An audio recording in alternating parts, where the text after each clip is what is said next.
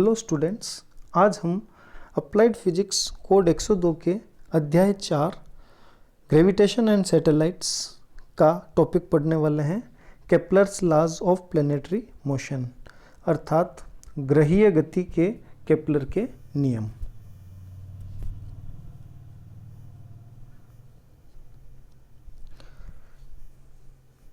देखिए, Kepler's laws of planetary motion. Kepler ने, जो कि एक जर्मनी के खगोलविद थे, उन्होंने ग्रहीय गति से संबंधित 3 नियमों की खोज की थी। उन्होंने सौरमंडल के ग्रहों की गति के लिए इन नियमों का उपयोग किया, परंतु वास्तव में ये इनके 3 नियम जो हैं वो किन्हीं भी 2 आकाशीय पिंडों की गति का वर्णन करते हैं जो एक दूसरे के चक्कर काटते हैं। यहाँ केपलर ने इन नियमों की खोज सौरमंडल के विभिन्न ग्रहों के सूर्य के चारों ओर चक्कर लगाने के समय जो गणनाएं की, उनके आधार पर ये तीनों नियम दिए हैं। आइए देखते हैं हम क्या है उनके तीनों नियम। केपलर का ग्रहीय गति का पहला नियम है, सभी ग्रहों की कक्षा दीर्घवृत्ताकार होती है तथा सूर्य इस कक्षा के नाभिक फोकस पर होता है।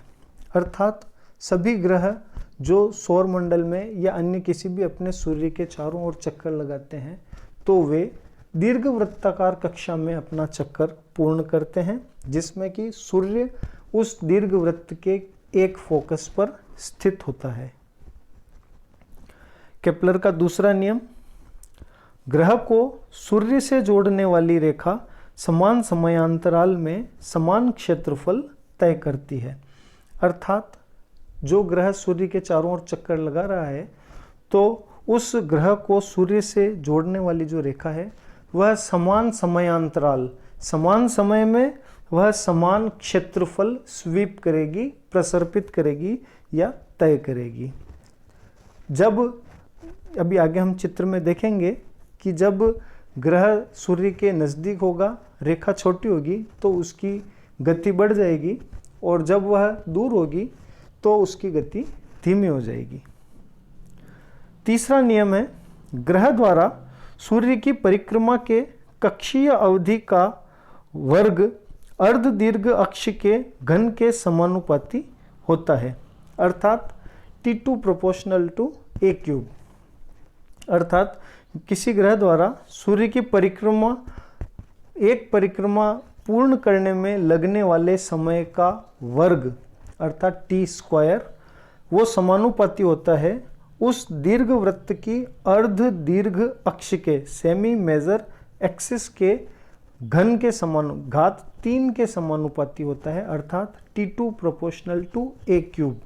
T एक चक्कर पूर्ण करने में लगा समय, A उस दीर्घवृत्त की अर्ध दीर्घ अक्ष। आइए हम इसको चित्र से देखते हैं। केपलर के तीनों नियमों का यहाँ 2 ग्रहीय कक्षाओं के माध्यम से प्रदर्शन किया गया है। देखिए, पहला नियम यहाँ जो कह रहा है कि ग्रह सूर्य के चारों ओर दीर्घवृत्ताकार कक्षा में चक्कर लगाते हैं, तो वो पहला नियम है। इसमें दिख रहा है हमें कि सूर्य एक फोकस पर है दीर्घवृत्त के, और ग्रह जो हैं वो दीर्घवृत्ताकार कक्षा में चक्कर लगा रहे हैं। दूसरा नियम, सूर्य को ग्रह से जोड़ने, यहाँ 2 ग्रह बताए गए हैं, एक A1 दूसरा A2 जो एरिया है इनका। तो एक ग्रह जब सूर्य से दूर है तब वह उसकी धीमी गति हो जाती है और उसके द्वारा प्रसर्पित किया गया है एरिया A1। वही ग्रह जब सूर्य के पास आ जाता है तो उसके द्वारा उसकी गति थोड़ी तेज हो जाती है, क्योंकि क्षेत्रफल समान रखना है, फास्टर लीनियर स्पीड हो जाती है। यहाँ यह एरिया जो है A2। केपलर के अनुसार, केपलर ने जो नियम दिया, उन्होंने ये कहा है कि एरिया A1 और एरिया A2 दोनों बराबर होंगे। अर्थात A1/T1 इक्वल टू A2/T2। तीसरा नियम यहीं पे जो इन्होंने दिया था कि परिक्रमण का एक चक्र पूर्ण करने में लगा समय T² उसके दीर्घवृत्त की अर्ध दीर्घ अक्ष ए के घन के समानुपाती होता है।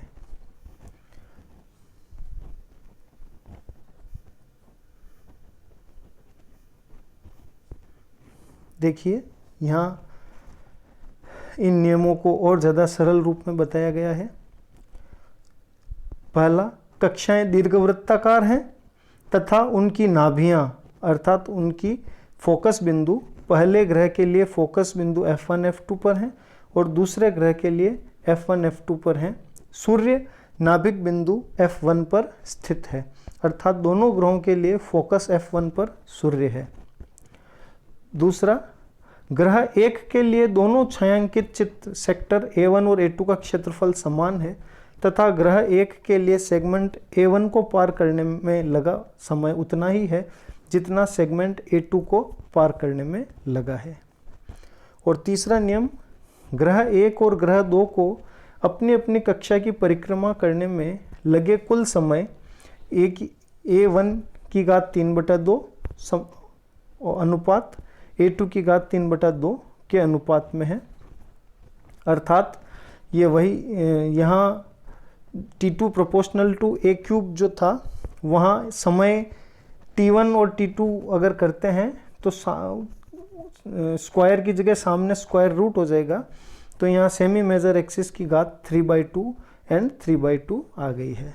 बहुत सिंपल नियम है कि T2 प्रोपोर्शनल टू A³। आशा है आपको केपलर के नियम, तीनों नियम की व्याख्या सरलता से समझ में आई होगी। धन्यवाद।